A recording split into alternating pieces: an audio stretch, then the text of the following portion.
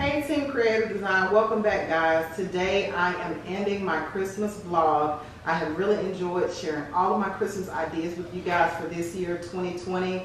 I hope you guys have enjoyed it as well. Today is a treat. I had a friend to come up with an idea to do a Christmas home holiday tour. So typically tours are just people going through showing their own homes, and I did do that at the beginning because I did so much decor this year. So I did go ahead and give you all a clip of my home, a little bit of me cleaning and prepping my home. But in addition to that, this was an awesome idea. This year we shared each other's Christmas decor.